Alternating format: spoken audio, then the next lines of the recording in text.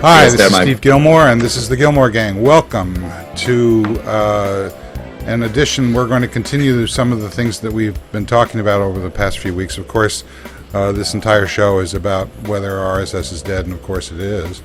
But we don't yet know how this relates to that fact. And we're going to, I'm sure, get an argument from Robert Scoble, who has a son named RSS. But I'd like to welcome some special guests here. First of all, this is his second time on the gang, or actually he's been on before, but second on this new gang is Seth Goldstein, who is you're the CEO and founder of socialmedia.com, right? Yes. Hi, Steve. Hi, everybody. Welcome. And Seth and I had a conversation, actually it was a chat while he was flying west from New York yesterday afternoon, and he suggested that we might bring in someone who he had some conversations with in New York. And so joining us from New York is Dennis Crowley of Foursquare. Welcome, Dennis. Hey, how's it going? Thanks for having me. Thanks for being here. And also from, I guess it's Brooklyn, right?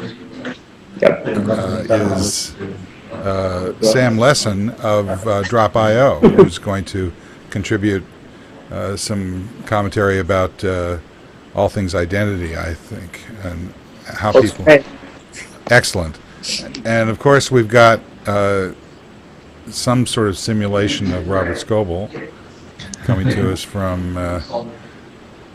Yes. All right, so I'm going to have... Since I've tried to keep myself blissfully ignorant of all things Foursquare and location.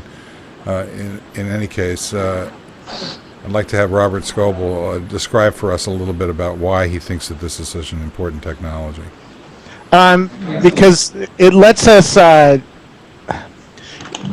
first of all, it lets us check in and tell other people where we are. Like I just checked in at the Ritz down the street.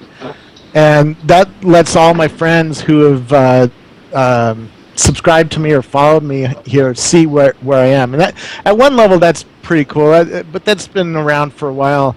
What Foursquare's really done is add a game on top of that. So here I just checked in, and it says I'm still the mayor of the Ritz in Half Moon Bay, and that makes, and you get points for checking in at new places, and there's badges, and here's the badges that I've so far unlocked, which isn't very many compared to some of the kids in work in San Francisco. But as you add more things to the system, or do more things, or add more things, it adds more badges, and that's pretty cool for cool kids who want to play game. But what's really neat, and what really got me to be a huge fan is when you get to a new city, as long as it's in Foursquare, people can leave you tips. And here's the tips for Half Moon Bay that are on my screen. And they include all sorts of things like, Tres Amigos has the best tacos in the coast side. Pasta Moon says, if you're at the Pasta Moon restaurant, it says get a book or magazine next door and read it while having good wine and doing that kind of stuff. And there's just tons and tons of little tips on the cities that you land in. And I've found that this is much different than Yelp. Yelp tells me what great restaurants to go see, but it's very cold because it's not from my friends. My friends haven't left these little suggestions for me. And I really love friend. Okay, so basically he loves it. Dennis, is this what you... did you design this for Robert Scoble, or are there other reasons? It seems like it, right? No, I mean, I think Robert, that's kind of the best pitch you could have ever given. It's better than the job that I do a lot of times. And this is stuff that we've been working on for a while. It's like trying to build tools that kind of intersect in the middle of how do you make smarter friend finders, and how do you make smarter social city guides, and really just how do you engineer software that can encourage you to do things that you wouldn't normally do, and maybe rewards you for doing those things, for being more adventurous. Yeah. Seth Goldstein, what's the import of all this? I think the important thing is this notion of checking in, and the most powerful consumer services and social media seem to be able to tap into some basic latent human gestures, so that when we look at Facebook, people. All right, we're having a little bandwidth crisis here today. Could you repeat that last thing? On the heels of people's scale based on people's inherent latent need to update their status, right? They tapped into something that was hidden, which is people wanted to share information about themselves, and Twitter is being built upon people's needs to tweet. And I think what Foursquare is tapping into is this sort of third generation social gesture, which is checking in. That people, for whatever reason, want to check in their whereabouts in a social environment. And very simple, as Dennis himself will tell you, the applications themselves aren't phenomenal, but they're tapping into something right now that's primal and that's scaling like crazy. And that's why I think it's important. Dennis, you're a little jerky because of the bandwidth issues that we seem to be having. Yes. Does the audio come through, or? Yeah, the audio is fine, so okay. We'll just have to live with that. Any comments on this checking in, philosophy? Yeah, Go ahead. Well, yeah. I mean, we've been using this stuff in New York for years, and the kind of the previous version or incarnation of this was the dodgeball project that we were working on at Google, and it was it worked it was very lowest common denominator. It worked on mobile phones with SMS. And you would check in just to know where people are, and it was one of those like pre-Twitter things where just like having a sense of what your friends were doing, whether they're in or out, or where in the city they are, or who they're hanging out with. It just turned out to be like a very, there is something very primal about it, and you feel like you have like a sixth sense where you can, kind of see around corners and see through walls, just knowing, what's going on around you without having to leave your desk or leave your apartment. And like a lot of what we're doing is trying to build on top of that stuff. So, a lot of people that have done this stuff in the past, they generally stop at the check-in. It's like, oh yeah, I checked in, and that's the end of the story. But that's kind of the beginning of it, right? What you want to know is like, where have people been over time, and what does it mean that I'm at this particular place at a certain time? And that's a lot of the stuff that we're trying to explore. Like dragging out trends. Like, what does it mean that a lot of people are going here right now? Or what does it mean that a lot of people have been at these places over the last couple of weeks? I think one of the most interesting things we can get into is, in the same way that Amazon or Netflix can make recommendations based on the types of movies you watch or the types of books that you buy, we can do the same thing for people and places. So if you're typically hanging out with this group of people, we can recommend places for you to go and other people for you to meet.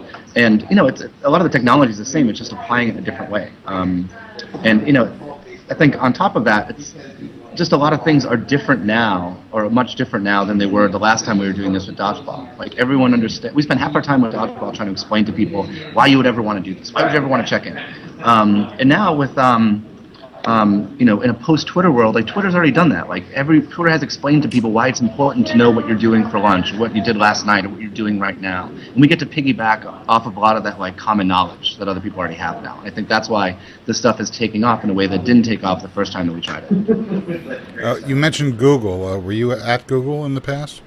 Yeah. The last thing we worked on, dodgeball, we sold it to Google in 2005, and we were there for like 2 years. Yeah, but did you actually work at Google, or? Oh yeah, I was there for 2 years. And what were you working on? I was working on the dodgeball project. And so did they abandon it? I mean, what happened? Yeah, I don't think it was the right fit for that product at that time. And so we tried to make it happen there, and it just didn't work. And then Alex Reinhardt, my co-founder, we ended up leaving about 2 years afterwards, and we both went on to different things. Let me bring Sam into this. Sam, what do you have any comments on what we've heard so far? And yeah, I mean, I think Dennis can confirm this, but I think I'm probably one of the first few hundred Foursquare users. I'm a huge fan. I agree with Seth completely. It's a social gesture. And I actually, working with a few friends, most notably John Steinberg and Bill Pell, who are kind of driving this forward. I think, Dennis, you can confirm this, but I think we actually built the first app on Foursquare that was called Social Great, and actually aggregates at city levels all the data into almost a real-time guide based on now Foursquare and Brightkite and Graffiti Geo, what's going on in a given space. it's super powerful. I've actually cut the data myself with a few 100,000 check-ins, and I'm excited too. I think there's a lot of depth that you can pull out of it, and a lot of really interesting trends. And I think that just as Twitter does it in an ecosystem format, Foursquare and a few other of these great applications that are really trying to harness and capture the check-in vocabulary are going to provide a really interesting, open, in some cases, data set to drive some huge insights out of. So I'm pretty psyched about it also. Robert, jump in. I'm just listening because I agree with everything. There's some serendipity. A lot of people go, "This is lame. Why do I want to tell the world where I am right now?" And once you're on the system, you start to understand because you start having meetings with people who are just showing up in your area. Or like if I'm in San Francisco, I check in and then I see, has anybody checked in within a couple blocks of me at a coffee shop or something like that? And I've had meetings like that. I see, like right now, I see Narendra just checked in. He's in Strawberry. Yeah. What's that?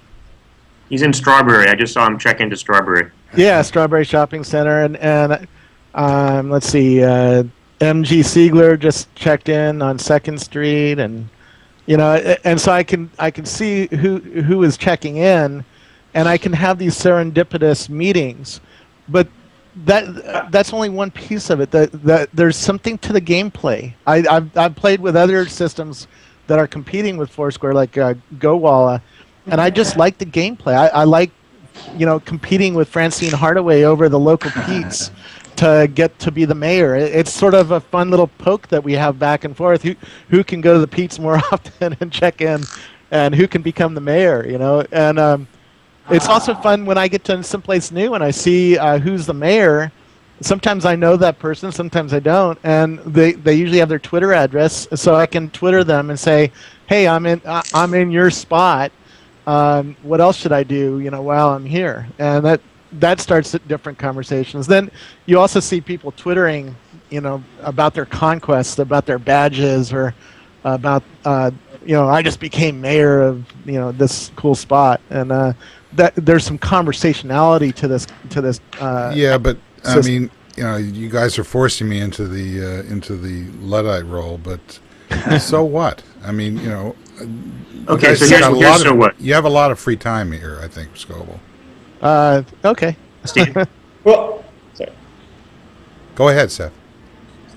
Okay. So I was talking to one of my investors today, George Zachary at Charles River Ventures, and I said, "So what are you seeing? What are you looking at?" And he said, not surprisingly, that he's looking at a lot of things that are connecting, the internet world to the physical world. And it reminded me of the stuff that we were doing at Flatiron Partners in 1999. We launched a pervasive computing fund, and it was early, and it was around things like Cosmo.com and Vindigo, where Dennis was a couple lifetimes ago, which was the first. It was the first mobile city guide for the Palm Pilot, and there was a company called Moto from Scout Electromedia that had a city guide that was based on a pager bandwidth that you could just buy in a store, open it up, stick in a battery, and you got automatic content. And as I thought back about all these businesses, and a lot of them failed after the dot-com bubble crashed, what's surprising to me is somehow how the social network and the social graph and some of these identity systems have now made this pervasive computing idea much more real. And so that, augmented reality in and of itself, not so interesting. Augmented reality simply with, lists of local pizza joints that you can see through your iPhone camera, not so interesting. Augmented reality that connects real people that you know or that you've known in the past, so you can kind of see them sort of rotoscoped or superimposed over the virtual world, gets really, really interesting. Right. So there's basically what does begin to start to make sense here is the notion of swarming around, businesses, conversations, the sort of group awareness, a social graph as spread across a bunch of services that start to sort of populate. It's the Minority Report vision, but Correct. It seems to be. And Go ahead. in the Luddite, in the We're losing your bandwidth again. world, We're losing your bandwidth. Bought I'm sorry. No, it's turn off the BitTorrent. Sam, Seth mentioned identity. You want to jump in with where you're coming from as far as that's concerned? Yeah, I mean, I think this is something that I think about from a lot of different directions. It actually drives forward the true thesis even behind Dropio, believe it or not. And it's that what you're witnessing in the online world is that conversations have three fundamental components. One is identity, who's speaking. The second is content, what are they saying? And the third is distribution, or who's listening. And kind of each piece influences the next in a really nice way.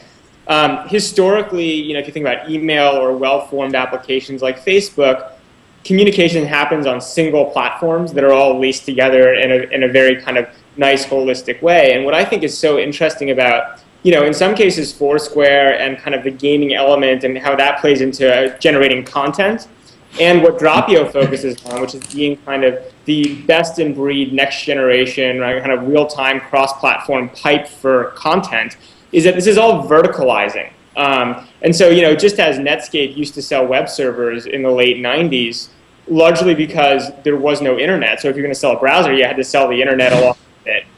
Now we're witnessing the fact that, companies like Dropio in the content space, companies like Facebook in the identity space, companies like Twitter in the distribution space, and Foursquare, I'd argue, has an identity component and a content component, and in some cases a distribution component, and we'll see how that ends up sorting out, can all interplay really, really interestingly and nicely.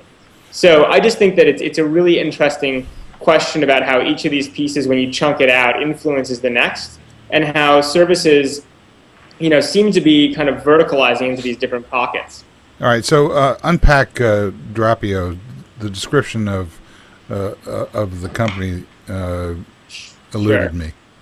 Sure. So Dropio, at its simplest, is a private way to share files and rich media in a really lightweight fashion with exactly whom you want, how you want. You post files on us to a URL, we convert them, we have kind of an XMPP backbone behind it, and we let you share things and collaborate in real time.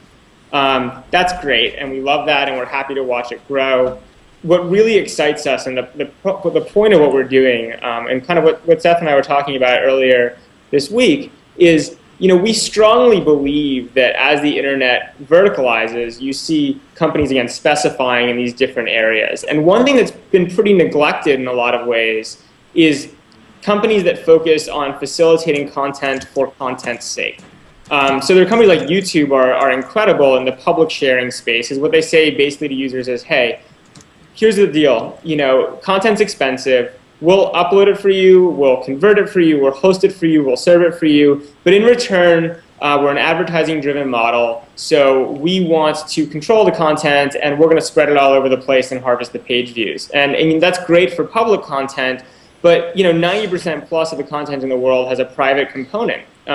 What we're basically trying to do and go out there is facilitate all that other content and basically give people plug-and-play content facilities that are real-time and cross-platform and allow you to move things between different inputs and outputs that then you can kind of lace into your own workflows and applications.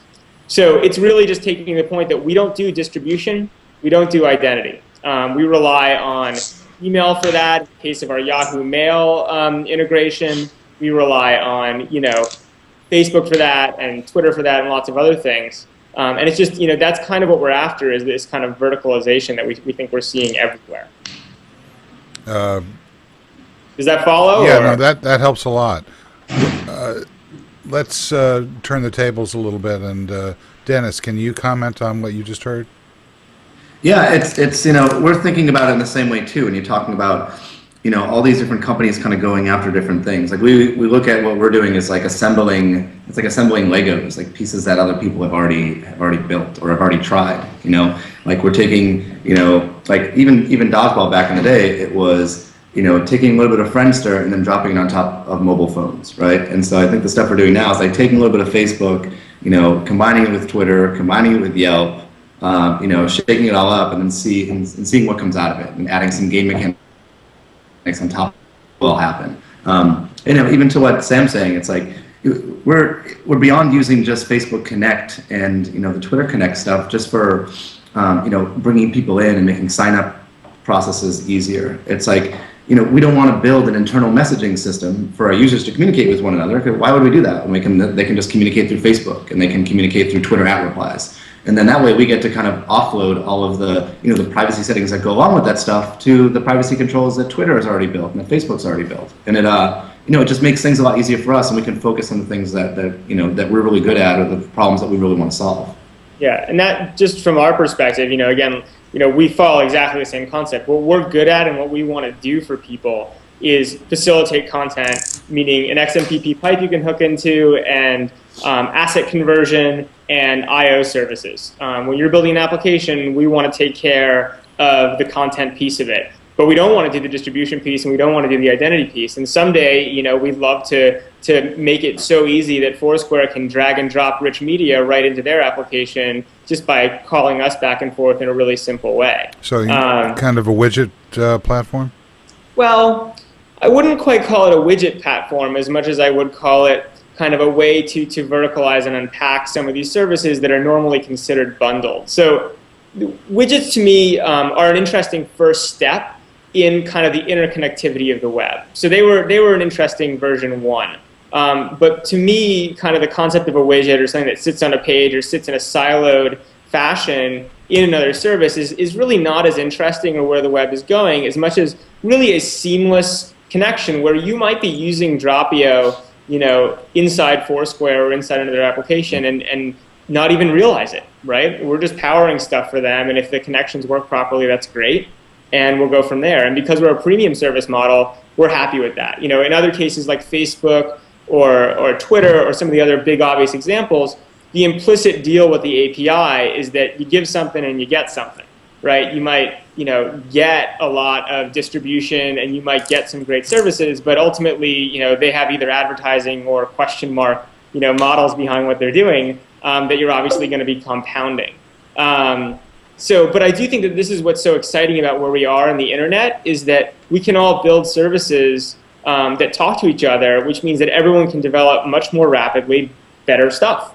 Right, there's but a codependency issue. What's the what's the mechanism for walking up to another service? I mean, is it a private business deal?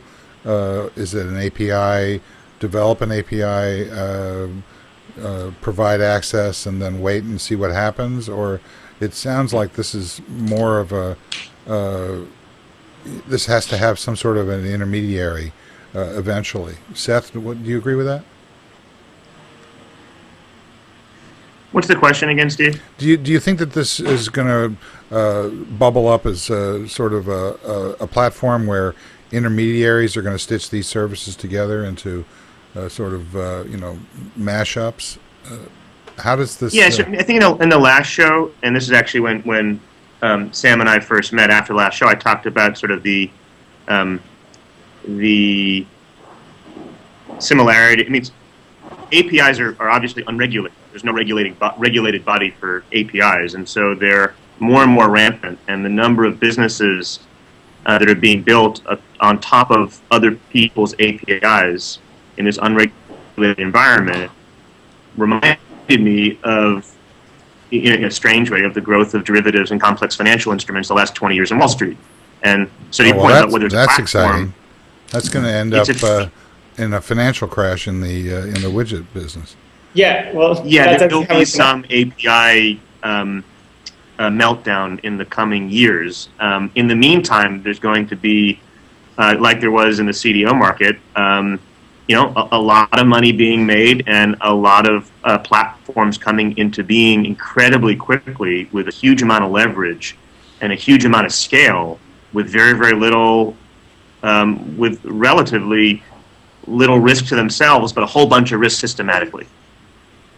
Does that make sense? Yeah. So the question is are we going to see the so-called, gorillas and I don't mean the Microsofts and the Googles so much as the Facebooks and the Twitters and whoever is going to basically meter the on-ramp to their stream. Are they going to be in control of this, or is there going to be a third party?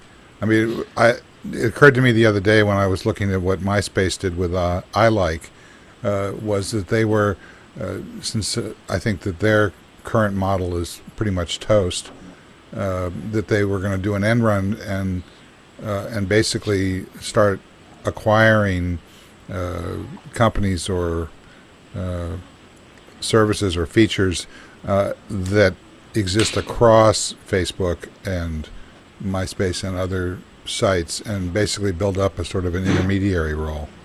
Do you see that as being what's going to develop here? So, do you mind if I jump in? Not at all.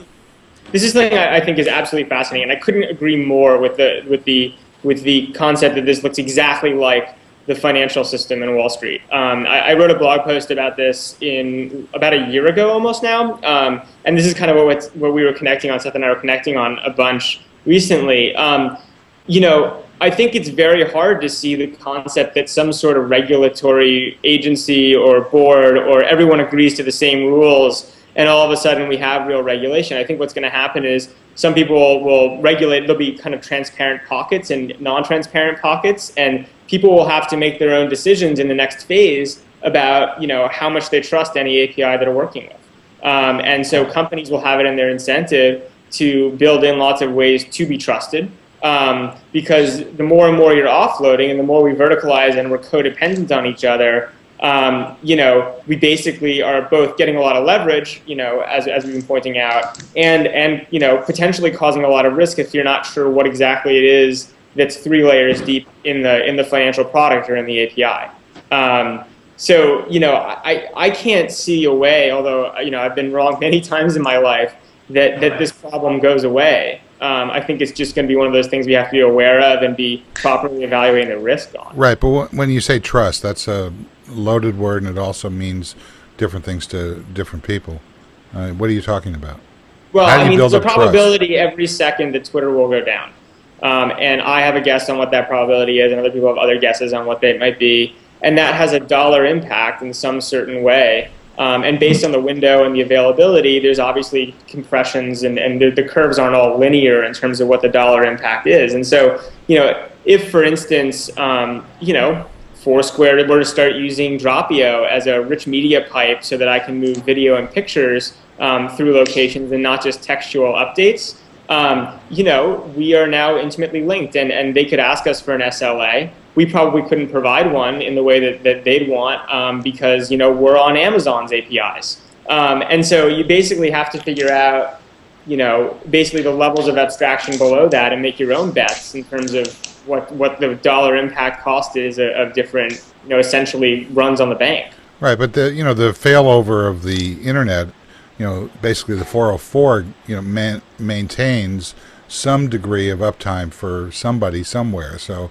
if Twitter goes down, typically what happens is that people move over to friend feed for a while, and until the service is restored.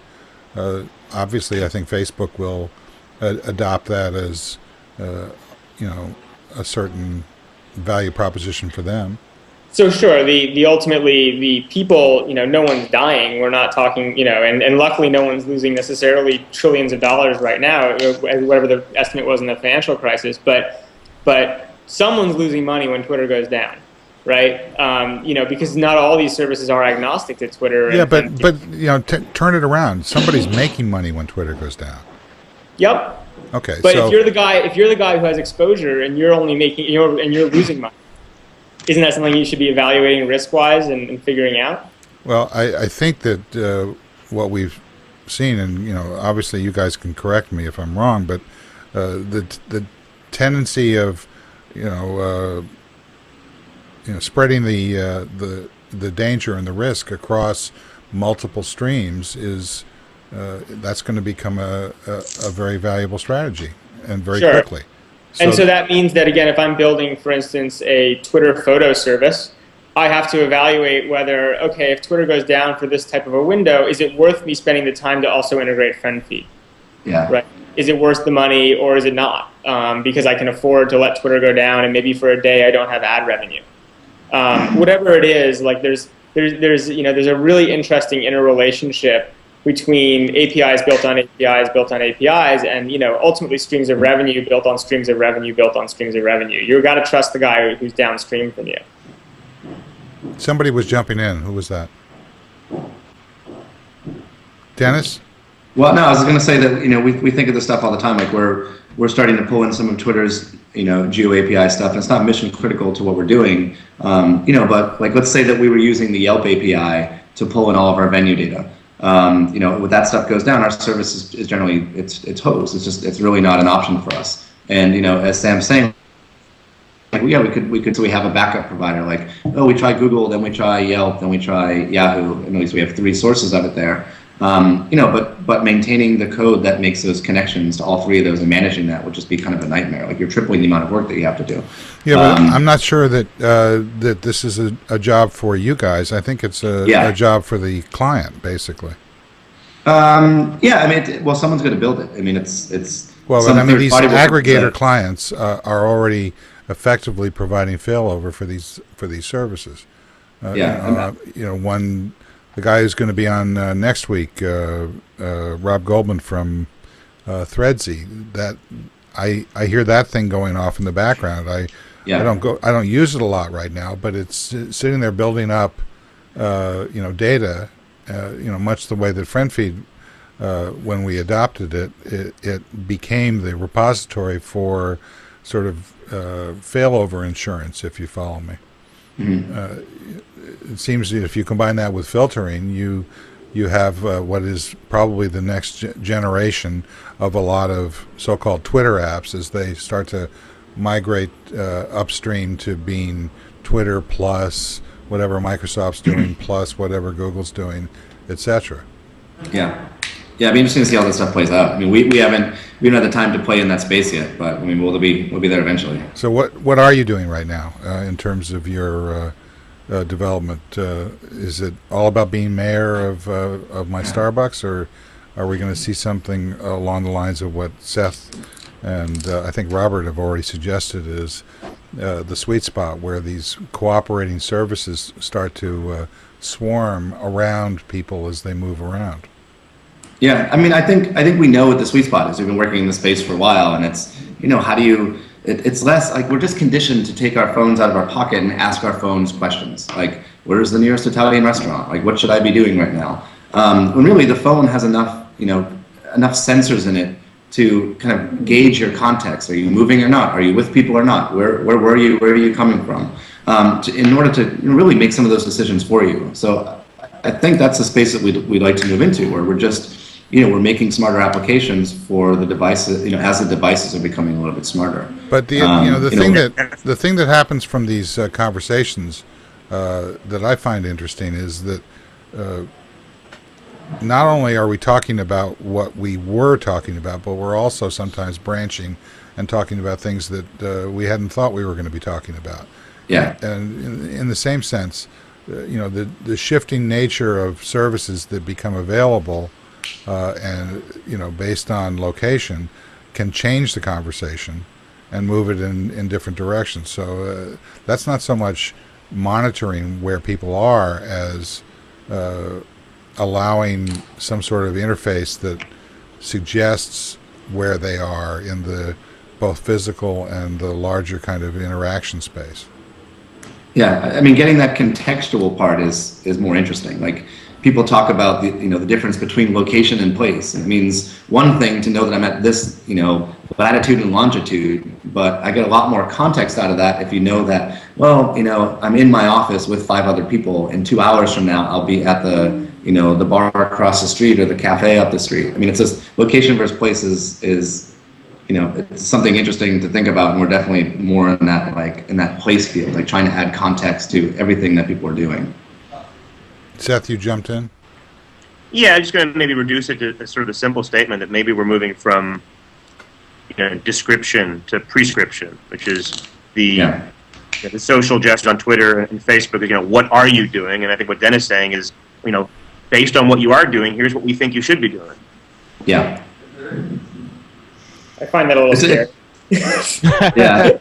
You what? Well, yeah, you don't want to be too Big Brother-esque about it, but very cool things can come out of the types of queries that we can run. Where I'm coming to San Francisco next week, and Foursquare knows the types of places that I hang out in New York, and it knows who my friends are in San Francisco and where they've been going. So as soon as I step foot, start making recommendations. Oh, these are the bars you should go to. These are the places you should do. These are the taco places you should hit.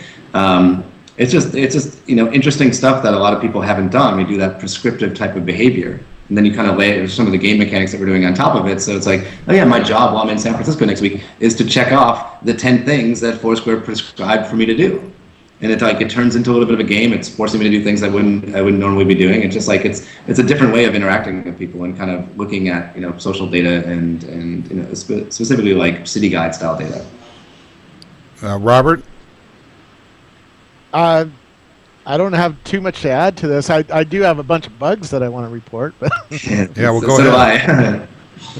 What's that, Steve? Yeah, go ahead. I mean, as far as I'm concerned, some of the things that are frustrating. I mean, the obvious ones are if you're not in a city that's in Foursquare, you can't check in efficiently because it says, you're not in a place that's part of that, and that's the major complaint that we hear out on Foursquare. So you just added more cities today, right?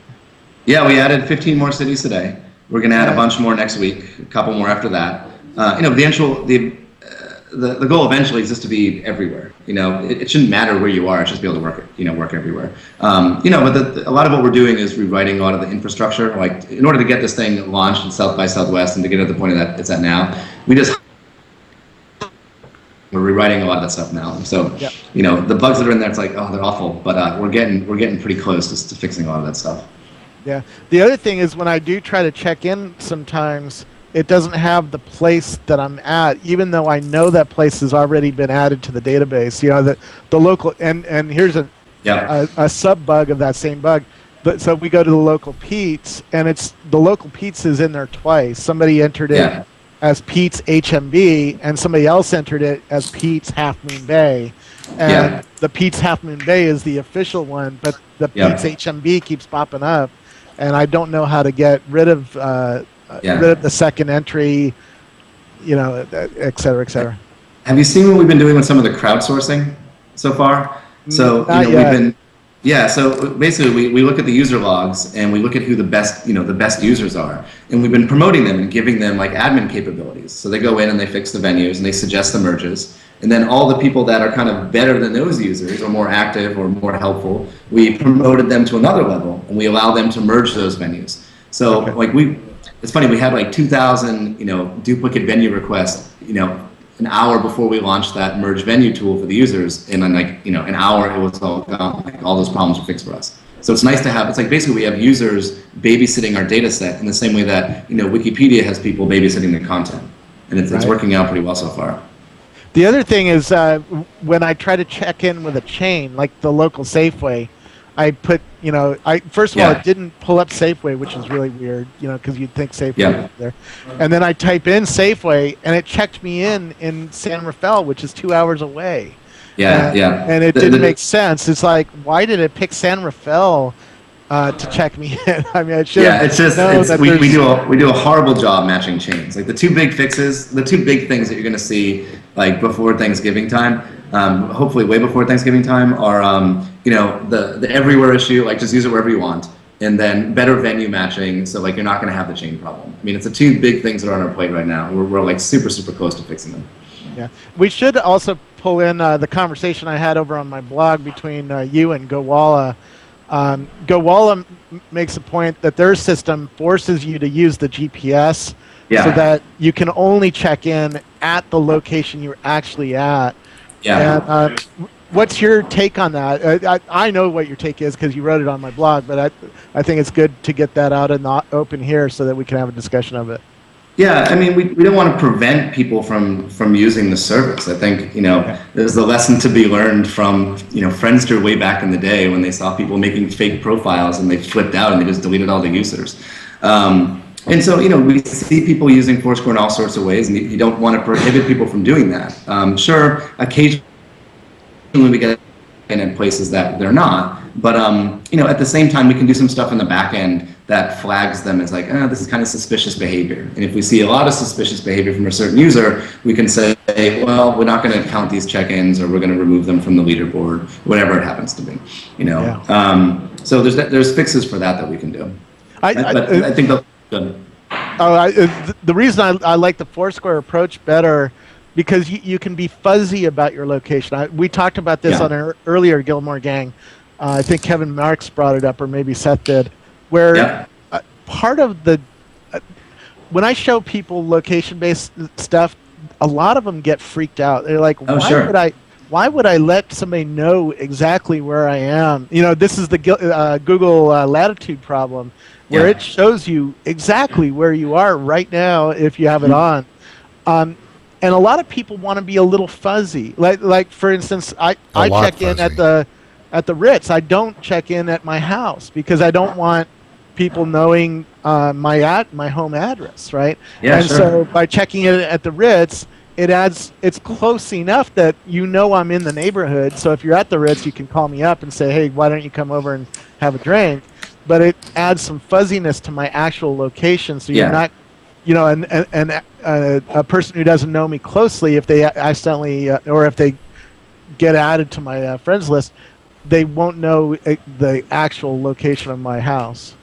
Yeah. Well, I think there's two things there, right? So there's the difference between like active tracking, or I'm sorry, the always-on tracking like Google Latitude does, and then the opt-in stuff like Foursquare does. And I mean, there's no question in my mind that for doing social apps, you really need it to be opt-in tracking. And the situations that we're talking about, where people not wanting to disclose their location, it's not. I think it's less about crime and danger, but it's more about awkward social situations.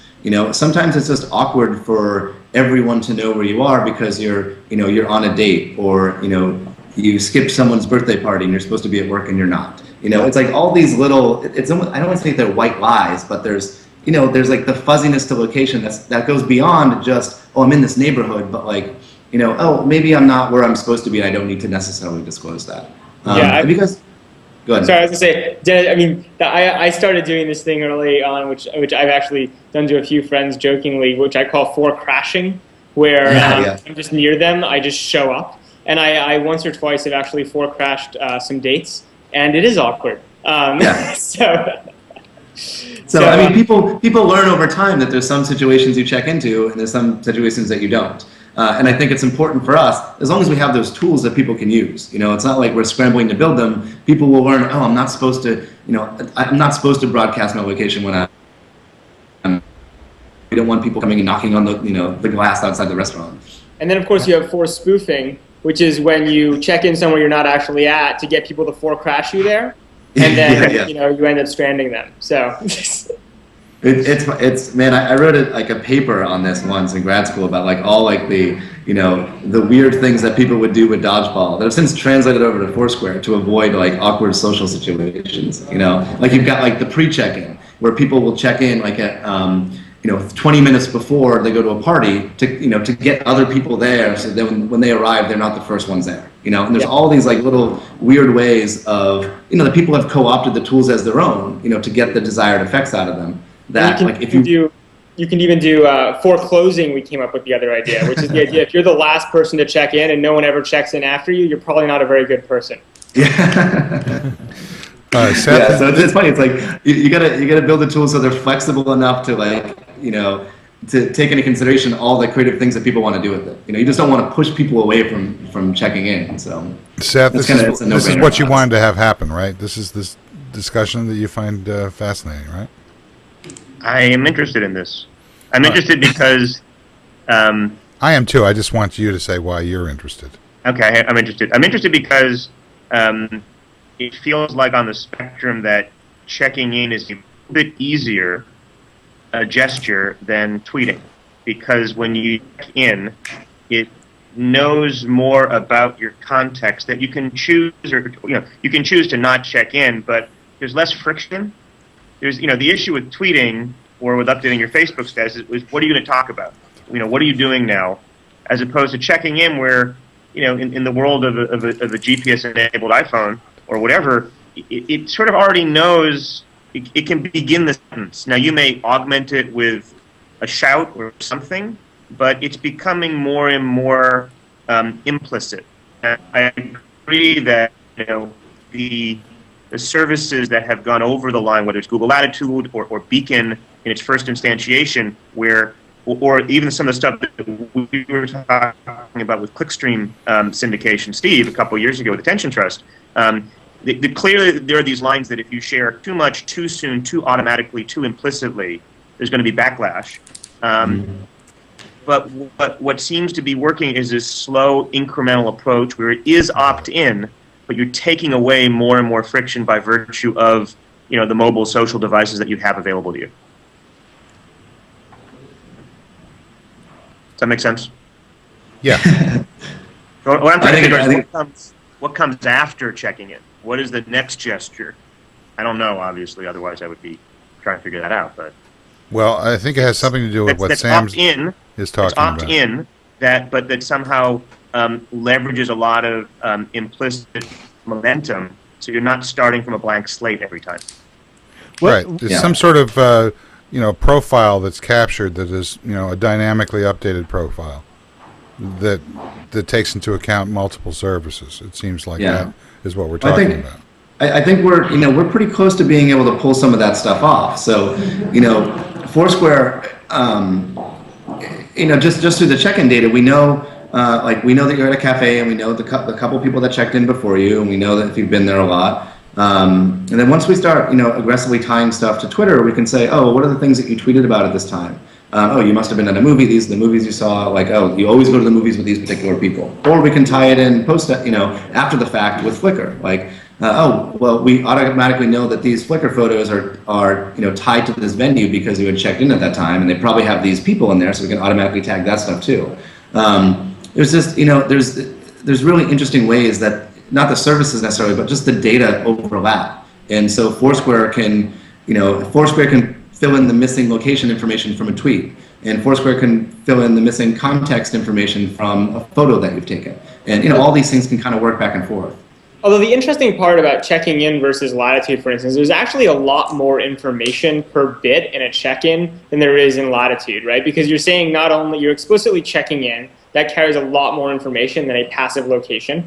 And I wonder with a lot of these services, like, it's interesting, like tagging a photo is an explicit gesture that actually carries information, right? And so there's like this interesting dynamic between how much of this stuff should be automated or is optimized as automated, and how much of it actually what you're doing is each of those clicks have like an implicit dollar value or like whatever, a util value in that you're exchanging. So one thing I always find interesting about Foursquare is, there's a social value exchange to checking in with other people, right? Yeah. You're actually telling a story. And it's interesting because it's a story because we all are doing it actively, like we're all clicking. Whereas if it just passively said, hey, you're with all these other people, there's no explicit gesture, there's actually probably less value in it.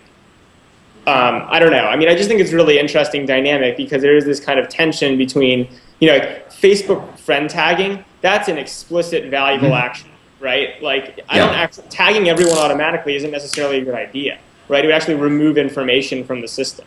I don't think we'll ever do it automatically, but you make it easy for people to leverage the data that we're collecting and then push it to other services. Like, oh, geotag these tweets, geotag these photos, tag these photos with people. If I want that stuff to kind of occur.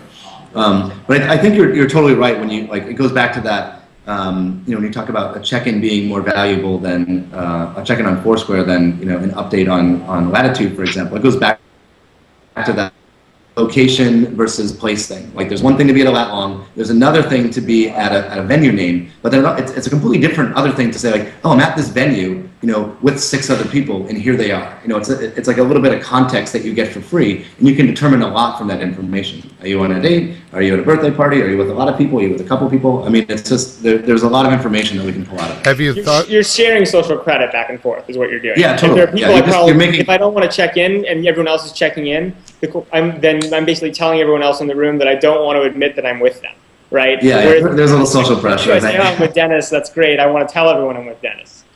Yeah. What about a kind of virtual check-in? I mean, have you thought about, sort of a Second Life type of integration with this between the so-called real and so-called virtual worlds? Not really. There's this I like the fact that Foursquare is software that like overlays very nicely with the real world, right? And so when you go to a place, you dip into your phone for a second, but the information you're getting is about what's going on in the real world. Like I'm not really big into the dropping fiction on top of real life type of part of it. Yeah, so I'm like, not I'm not a big talking. fan of, I didn't mean to imply by the use of Second Life. Oh, okay, I mean, yeah. I've never been in Second Life except I think I was dragged into a room once by somebody at IBM, but it was forcibly. I was kidnapped. No, I'm talking more about. What we're doing here, for example, is we're establishing a place.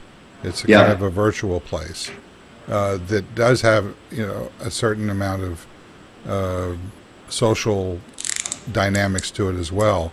And, and I guess I'm asking Sam this more because what you're doing with rich media types, what component of streaming are you involved with right now?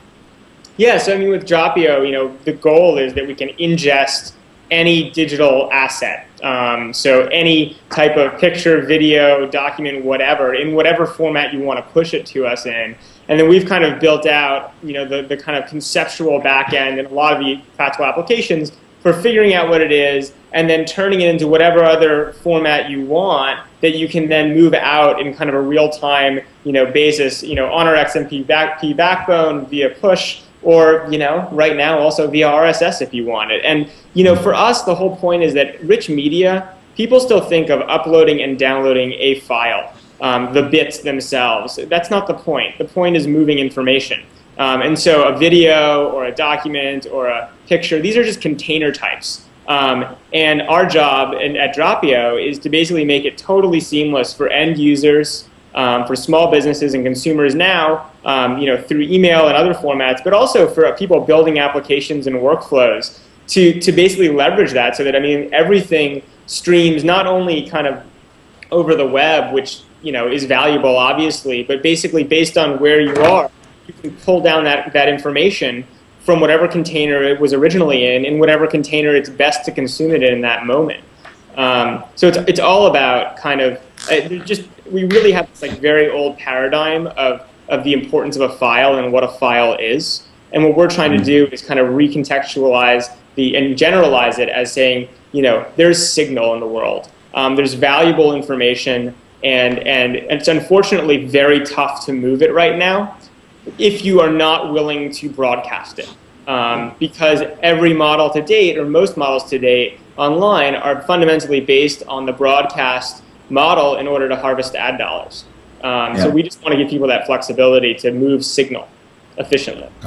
Seth, can I jump in with something that's kind of random a little bit though? Yeah, sure. Yeah, okay. So Sam, I think you guys have this, but we've talked a lot about geotagging content. Like I take a photo and it's tied to New York or it's tied to the street address. But Sam, I think you've done something where you have drops that are tied to location that can only be unlocked at that certain location. Is that correct? Yeah, so basically we have this metaphor called a drop, which is a point of exchange. And it's just addressable space. So on the web, we talk about it as a URL. Dropio's system is all about making these points of exchange and then piping information in and out of them. So I can make a drop that exists at drop.io/hey Dennis. But what you can also do, because it's just a different way to describe a location, is say, actually, no, this drop is at 68 J Street. And you literally drop a pin in it, essentially. And so instead of describing it with a URL, you describe it with a physical location. And then you can do all sorts of interesting stuff around that by saying, okay, well, you can only open it if you're in a certain radius of the information. Or you could say, instead of, you can go to your mom and say, hey, mom, it's not that the files are at drop.io/hey Dennis. I just put them on top of your house. Why don't you go open them? Right? Because what's the difference between a location and a URL? Actually, very little. They're just ways of describing somewhere. And so that's really what a drop is a container that has a description and some inputs and outputs. I mean, that's a really big idea. When we think about, if we're talking about how to cross-pollinate services here, and that's kind of what the last question went back to, It's like, well, what does a check-in actually unlock? And there's no reason why, like if you want to unlock the new Jay-Z track, you specifically have to go to the record store, check in, and then you get it sent to your phone. It's just, that's a huge idea that like no one's really playing with yet. So we should talk, because the answer is like we've actually had some really interesting conversations specifically with record labels about that. Yeah. Because we can also layer another type. So we have this kind of concept of, to access a drop, it has a location, and then you can have parameters on top of that, like a password. But another thing you can do with drops is actually drop a paywall on top of it. So you can say, you must be here, which is where the information is, and you must pay me $5 in order to open this. Right, and you can kind of do these tiered relationships about moving content, and I mean, it's interesting because really, you talk about the physical versus the digital and the convergence between the two. It's really just space, right? It's just ways of describing areas that you interact with in different ways, and then moving content, bits, and context through those spaces. And so we like to do the content. You guys do the context.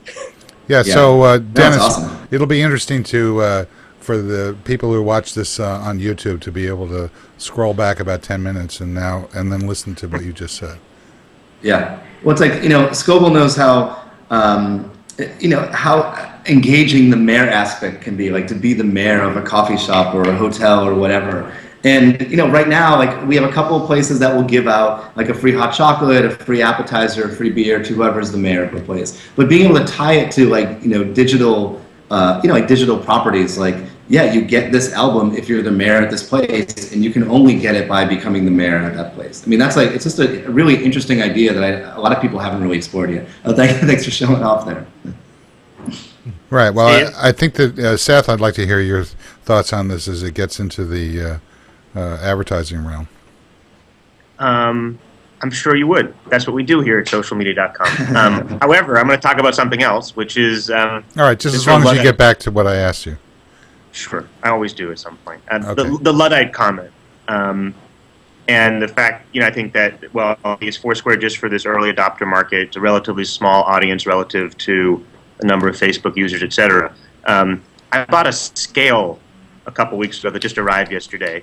That's a Wi-Fi scale, and it's down in my bathroom, and when I step on it, it sends my weight and my body mass to a web server, and so all my kids got on it, and they're all configured now, and over breakfast we were looking at each other's weight on my iPhone that was listening to what the scale was saying in the other room, and I don't know what comes of that. I don't know. I'm sure Sam and Dennis have a much better idea how to connect that to the Fitbit that's coming, to Foursquare, to restaurant recommendations, to the fact that I should be eating more salmon as opposed to more red meat. I don't know. But we've gone beyond the, it's moving into our houses, right? The iPhones are not for a small majority anymore. More and more people have them. These services are syndicating. They're connecting with each other. All these APIs are talking to each other. And just it is what it is, and it's happening. It's pervasive, and I do think at the edge of all these different APIs, I think one of the challenges, kind of back to the earlier question around this sort of coming API apocalypse, is the investors love. I mean, venture investors love the idea that Dennis and his team, with 4 people, right? 5 people? Yeah, no, 4 of us hanging out. 4 people. I mean, have tremendous leverage. Given you've built a very leverageable business, we'll see if you can monetize it properly. But with very few people, with not a lot of code, you kind of moved up the stack into a really important place. And so I think there's going to be, and I think the same thing you could say about Dropio and others, which is with some smart coding on the front end to take APIs, you create some substance. Mint is a great example of that. Mint was built on top of Yodlee. Yodlee spent 10 years building all the hooks and the anchors and the connections to all the banking infrastructure. What it did exceptionally well is put a front end on top of it that was really useful for users and hid behind the scenes all the ugly plumbing that everybody else had built. And so I think we're going to see, and with a $170 million exit, that's the kind of investment that early stage venture capitalists want, and they're going to support and publicize. And so I think there's going to be more and more of these services that do nothing other than connect other people's APIs and put something on top that is an input. So in the case of Foursquare, it's checking in. In the case of my scale, I step on it and magic, without even touching a button, it just knows to send, my weight to a web server. So I can check it out later or share it with people. Well, you know what? I mean, what I'm thinking is I want an API for your scale, so that when you lose 10 pounds, I can give you the congratulations, you lost 10 pounds badge. Yeah, Or- just or- as long as I you have an you RSS never feed get of that that data now. from me.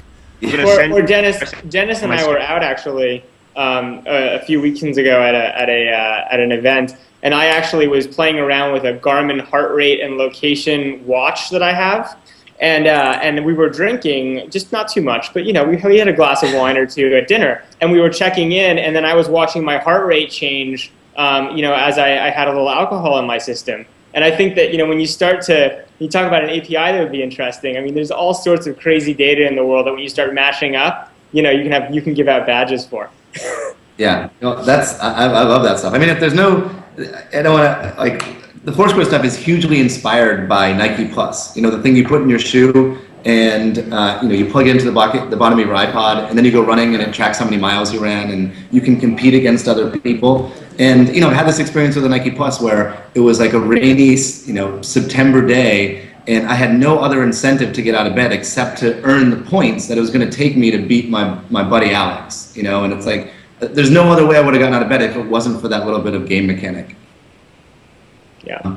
I think that game mechanic as a motivator to do lots of different things, like to exercise more, to see more films, to meet more people, to do any of these things. It's fantastically interesting. And as you start to think about what can you do with other people's APIs, I watched 20 films this month through Netflix. Let's add a game mechanic to that. Oh yeah, well I read 10 books, presumably read 10 books through Amazon. Let's add a game mechanic to that. There's just a lot of interesting stuff you can do, and there's a lot of data that's out there just waiting to be used.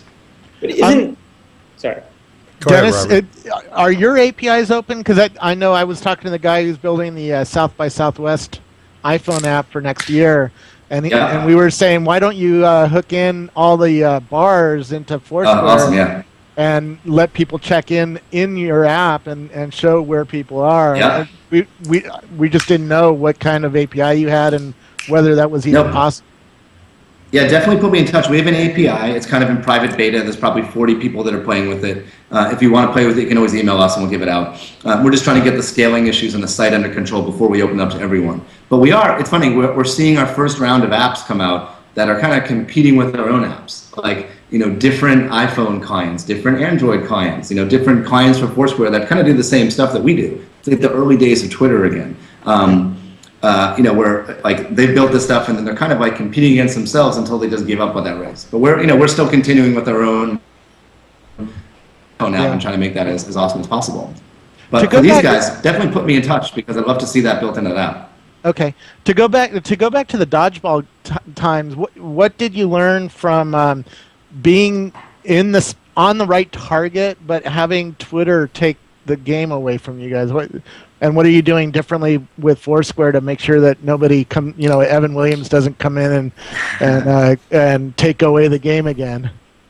Yeah, well, I don't think it's necessarily that we lost out to them. We were doing two different things, right? But this time around, you can look at we're really into location. It might just be the fact that we're in New York and we've been conditioned, at least my group of friends, we've been conditioned to use things like Dodgeball and Foursquare to make plans. It's there's no other way to make plans. You just go where the check-ins tell you to go.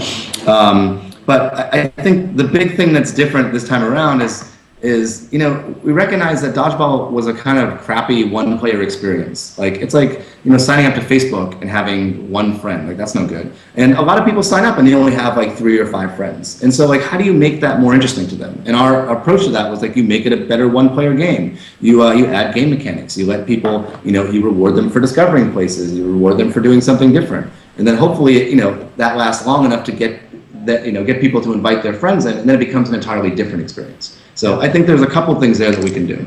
One thing Twitter taught us was that the rules of the game can change, right? Twitter is sort of a game. I mean, you can have a game over follower numbers, for instance. Who has the most follower numbers? And they changed the game by doing the suggested user list. What guarantees do we have that if I become mayor, that you won't change the terms of the game and let people buy the mayorship away from you or something like that. Yeah, I guess it goes back to like a trust issue. We know that if we did that, that would break the game for people. Like I had a call with an advertiser today that wanted to bump super users up and their check-ins count is twice as much. I'm like, no, that's awful. That breaks the rules of the game. It breaks the promise that we've made to the users. And so, I don't think of ourselves as game designers, but that being said, I think we've got a strong enough handle on, how to push people's buttons, especially after doing a lot of this stuff, like seeing how riled up people get about cheating and seeing, people make fake check-ins. Like we know what to do that people really love, and we know what to avoid. That's really going to, upset people. And so I don't think we ever want to break that kind of, contract that we have with the user to kind of keep it fun and engaging. Yeah. All right, I think we're going to start to wrap this one up. So I'd like to go back to Seth and get the answer to my question that he never gave me. What about the advertising? Where's it going to go? I mean, I hear a couple of things about the nature of companies that might emerge to sort of take advantage of this real-time serendipity that these kind of social swarms that are going to start to take place. But since I'm having a hard time hearing you, so you may be locked up again. Can you hear me now? Try it again. Okay, can you hear me? Yeah. Okay. So in the line of demand creation, I think the evolution from demand fulfillment to demand creation traces a line from Google as an information company to Facebook, Twitter, Foursquare, and others as social media companies. And in light of demand creation, it's really about suggestion, like we talked about before, move from description to prescription. And I think there's an opportunity for advertisers to prescribe things they want people to do. And so in the case of Twitter, we as social media built some really interesting ad products that suggest people to tweet about certain things. And so ordinarily people have plenty to tweet about, but every so often you don't know what you're going to tweet about. And if I knew that you were a runner based on your tweet history, maybe you'll tweet about the new Nike shoe. And maybe you would, somebody else wouldn't because they're not a runner. And so the Foursquare model, I talked to Dennis about this, is the opportunity for brands and for companies and for restaurants to get people to check in certain places, recognize that if I get you to check in and you have social network people that follow you, it's very beneficial to Starbucks if you check in there. I think it's going to move in this direction. Steve, we're not hearing you. Yeah, broke up a little bit. Sorry, yeah, it's really hard to hear Seth because of the bandwidth problem we're having. Dennis, do you know what he was referring to in terms of a conversation you had? Yeah, I think he was talking about like the context that you associate with Foursquare check-ins, and really the context that you associate with tweets. Like, right now there's not a lot of structured data in Twitter to know that you were talking about a movie or to know that you were talking about sneakers or whatever the topic happens to be. And we have a little bit of that baked into Foursquare because we know the location, and if we are at a movie theater, we can assume maybe you're talking about the movie or whatever. But I think what he was getting at is that these things are kind of measurable. So like we have people that check in at coffee shops and then broadcast their location to 1,000, 2,000 followers. And that's basically saying, hey, I checked in at Think Coffee, and you 2,000 people should also do that because that's where I go. And right now, there's no way to reward. If I tweet that out, or if I send a Foursquare check-in that goes to a number of people, like there's no way that me as a user is getting rewarded, and there may be an opportunity for that at the future. Is that going to be an FTC problem? Is it what? I said, is that going to be an FTC problem? Is that going to be an $11,000 fine? Yeah, I don't know how that stuff works out. We'll let someone else get fined first, and then we'll figure it out. Well, asking a similar question of you, Sam, what's the it doesn't sound like your company is particularly consumer-facing at the moment, or is Well, it? actually, yeah, I mean, it's quite consumer-facing at the moment, and what we've been kind of going through over the last 2 years since we started it is moving it from being a consumer-focused company kind of up the chain so that we don't only help kind of, early adopters and consumers, but small businesses, some large businesses, and now we're about to expose basically the entire system at an API level so that you can hook in and use any of our services to power your kind of own ends and needs. It's interesting when you start to think about content as separate from identity and distribution, a lot of the dynamics change pretty significantly. And so, it's been really interesting to watch. I mean, the number one asset on Dropio by a mile is photos because that's what people have the most of. But really the diversity of uses people put it to, everything from my favorite example of people sharing pictures, pig farmers sharing pictures of their pigs and videos of their pigs for auctions, through to kind of mom sharing baby photos and creative agencies sharing video rough cuts. It's been pretty interesting to watch. We just dropped our stream, so I'm going to wrap this up on the recording. Hey, can I just say, Yeah. in the last 2 seconds, Seth had sent me a link to the RSS feed for his scale. So that data is available. We can pull it in if we wanted to play with it. Okay, so I want to thank Seth Goldstein. Thank you, Seth. You're welcome. I want to thank, and particularly for the idea of having these two guys come on the show. It's been fascinating. Steve, it's part of the New York school. Let's not forget there's some really, really, really exciting ideas and companies being built in New York, even though I left there for San Francisco a couple years ago. Well, I keep seeing you on Twitter being on a plane to New York, so I think that's pretty obvious. You're using Marin as a bedroom community now for New York. Correct. Sam, why don't you get in touch with me and let me start taking advantage of your service. I'd be interested in doing that. I'm still not going to touch Foursquare because you guys are just out of your minds. Just kidding. Dennis, thanks a lot. We'll get to one of these days. We'll suck you in. It took me about a year to get into Twitter, and it took me about 3 years to get out of it. Robert Scoble, thank you so much. Thanks. Okay. And I'm carrying a Fitbit too, and we'll report that on the web sometime after I start Give me that exercising. API. We'll make some magic from you. Okay, this is Steve Gillmor. This has been the Gillmor Gang. I want to thank everybody who showed up, and especially those who didn't. We'll see you again next time. Bye-bye.